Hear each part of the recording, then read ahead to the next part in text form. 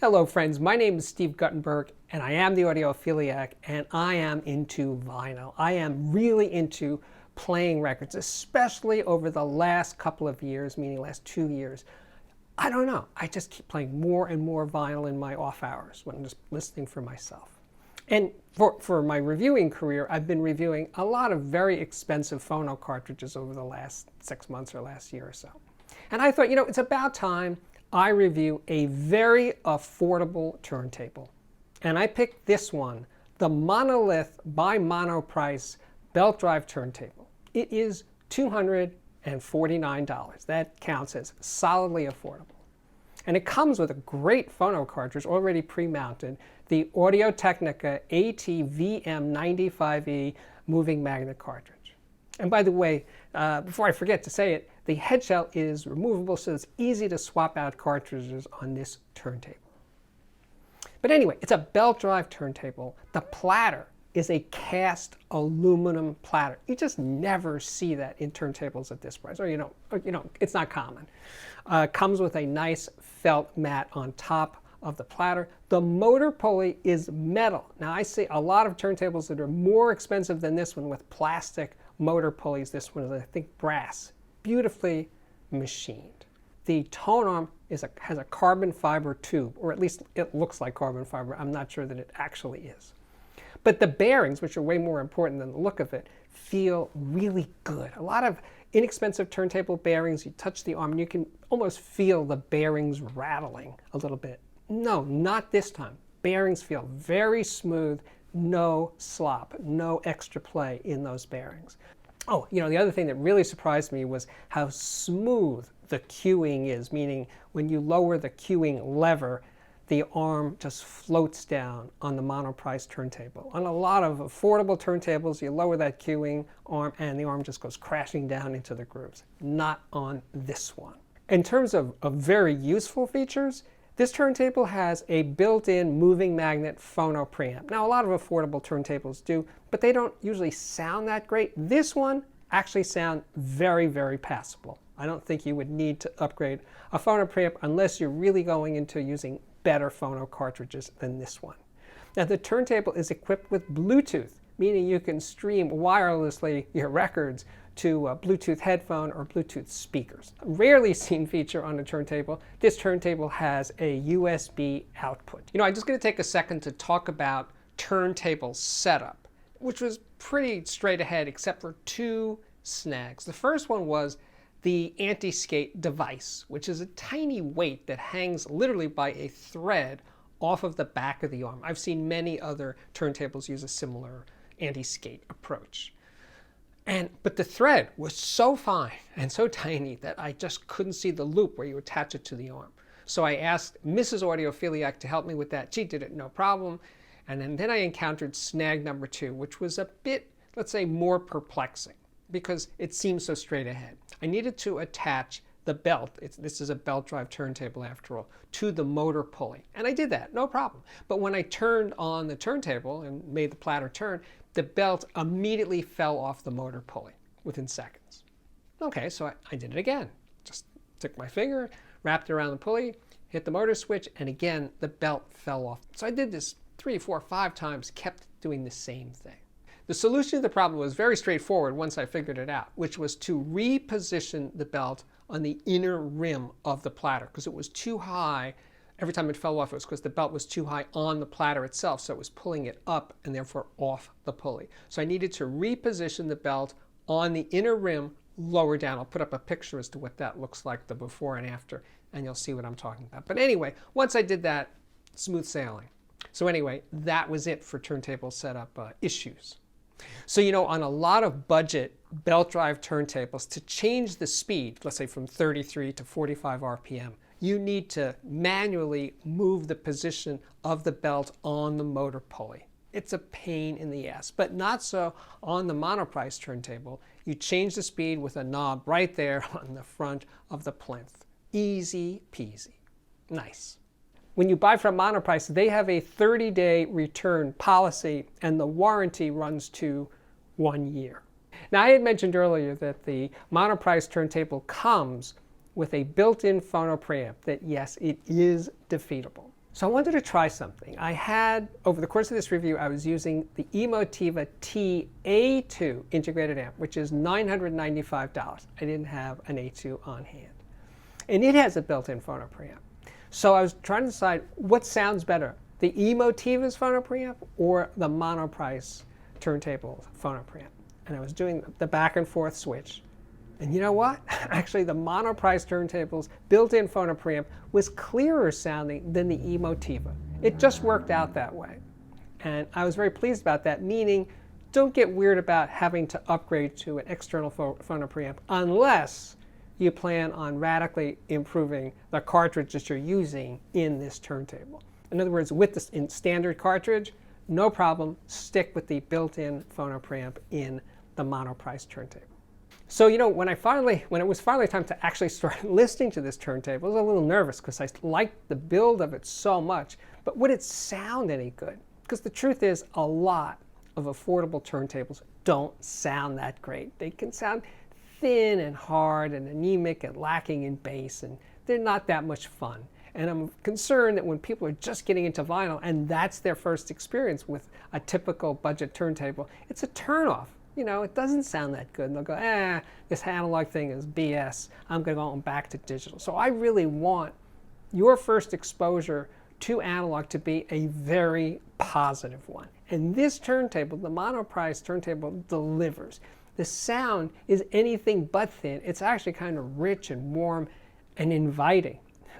Maybe a bit too much in that direction, but I'd rather go that way than go towards lean and hard and kind of gritty sounding. No, not a problem with this turntable. And all of my impressions are with the built-in phono preamp because I decided early on that it was better sounding than the one in the Emotiva TA2 integrated amplifier. And the first record I played was this one. This is from, I think, 2018. Now, Milk Carton Kids, they're an acoustic group. It's beautifully recorded. It displays all the wonderfulness of analog in ample proportions. It really, really does. The voices sound fantastic. The acoustic guitars are just so right sounding. It's a very unprocessed, not modern sounding record. And this turntable was delivering. It was firing on all cylinders. So the next record I played was this one. This is a John Mayall Greatest Hits collection. And it's a great record. But anyway, John Mayall was the elder statesman of British blues rock. He was a good deal older than all the other guys, the Beatles and the Stones and Jimmy Page. He was older than them, so he had been into the blues longer than anybody in the rock scene in England. And anyway, his band, the Blues Breakers, he was always on the lookout for talent. And he picked some amazing musicians to be in his band before they got famous. Like he had Mick Taylor, who was later going to be in the Rolling Stones playing guitar. Mick Taylor was in his band. Eric Clapton was in his band before Cream, before anything. He was in John Mayall's band. Peter Green, who would later be in the original version of Fleetwood Mac, the British blues band Fleetwood Mac, which have some of the same members as the Fleetwood Mac that you know from their giant records from the 70s. So anyway, John Mayall had impeccable taste. He could spot talent, and he had some of the best British musicians, not just guitar players, just all of them went through this band. Jack Bruce was in his band. Everybody was in his band before they got famous. And this collection is fantastic. Now, I don't know if you can find this specific album anymore, but you can find collections of early John Mayall. I'm sure wherever you stream music, you can check it out and see what this guy was all about, because he really was a leader of that movement of British blues. And he did it really well, and he did it for a long time. Oh, and by the way, I didn't play it on the Monolith turntable, but he made a record in 1969 or 1970 live at the Fillmore East. It's called Turning Point, and it is a phenomenal recording. One of the best sounding recordings ever done at the Fillmore East, because at that moment, John Mayall was going unplugged. He became an all acoustic. His band was all acoustic, and phenomenal stuff. Changing gears, I played this. This is Julie Cruz's record that's kind of like the soundtrack to the TV series Twin Peaks, the first Twin Peaks. This record is produced by the guy who directed Twin Peaks and wrote Twin Peaks, David Lynch. And anyway, it's a beautiful recording, very atmospheric. Her vocals are heavenly, but the music underneath her vocals are kind of troubling and make you feel kind of weird. It's just a phenomenal recording. David Lynch could actually be, if he just devoted himself to producing records, he could make some pretty amazing records, as proved by this one. One of the reasons I was playing the Julie Cruz record is that some parts of it are very quiet. And when you play quiet records on a budget turntable, sometimes you hear motor noise or just some rumble, some stuff going on underneath the music. And that was not happening here. So yeah, the Monoprice turntable is very quiet and very competent. The cartridge was tracking really, really well. And I just had to keep reminding myself, this is a $249 turntable, and I'm listening through the built-in phono preamp, and I'm a happy camper. It was really, really nice. You know, the other thing I want to say about the Julie Cruz record is when it was new, I decided to also buy the CD. I was really curious about comparing LPs to CDs at that time. So I bought the CD, and when I did the comparison between the LP and the CD, I was amazed how much better the music was mixed and mastered for the LP versus the CD, because the CD sounded kind of squished and compressed, and the LP just opened up more. And I was thinking, every time I play this record, is that people who have only heard this record streaming or the CD version, they're missing out on the real beauty that's in the grooves of this album. To finish up, I wanted to play one more. I wanted to rock out a bit though. So I played this one. This is Keith Richards' first and best solo album. I'm pretty sure it came out in 1986 or in the late 80s. And it's really good. I mean, you just hear this other side of Keith. So if you've only heard Keith in the Rolling Stones, when you hear this record, you hear him coming up forward because he does the vocals on the record, and he seems surprisingly confident as a vocalist. He carries the record, the band is great, and his drummer and producer on this record is Steve Jordan, who is now the drummer for the Rolling Stones after Charlie Watts passed. So Keith had a long relationship with Steve Jordan, and they produced all of Keith's records together.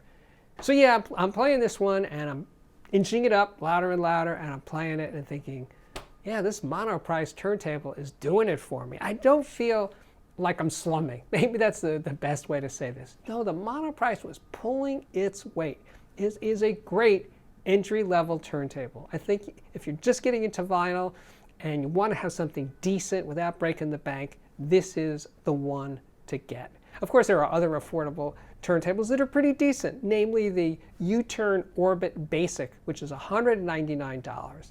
But that one doesn't have arm cueing at all. That's an optional extra cost thing. You have to move the bell to change the speed from 33 to 45. And you know, I don't think it's as solidly built as this turntable. Another turntable that I do really like and I have more recent experience with is the Fluence RT81, also belt drive. These are all three are belt drive turntables. That one, the Fluence, the construction of that turntable is very, very solid, but I can't mentally compare a turntable I heard from 5 or 6 years ago with this one. So now it's time for a quickie. So Steve, what do you really think? What do I really think of the Monolith by Monoprice belt drive turntable? I'm happy. I'm happy that there's something of this quality that I can really get behind and say, yeah, this is the way to go. So let's just move on to the Audiophiliac viewer system of the day. This is Grant's system. His speakers are Harbith P3 ESR-XD, which I think is the current version. His electronics are all made by Benchmark. There's a Benchmark DAC 3B, Benchmark HPA4 preamp and headphone amplifier. And the power amp for the speakers is Benchmark AHB2. Turntable is a vintage Lynn Sondek LP12 with the Valhalla power supply. There's a vintage tone arm. It's a Riga 303. And the cartridge, Audio Technica AT95VML moving magnet. And the phono preamp is a Musical Surroundings Phonomia. That's the phono preamp. He lives in an apartment, so for nighttime listening, he's using a set of Audiophiliac LCDX headphones. They're not actually in the picture. Anyway, thanks, Grant.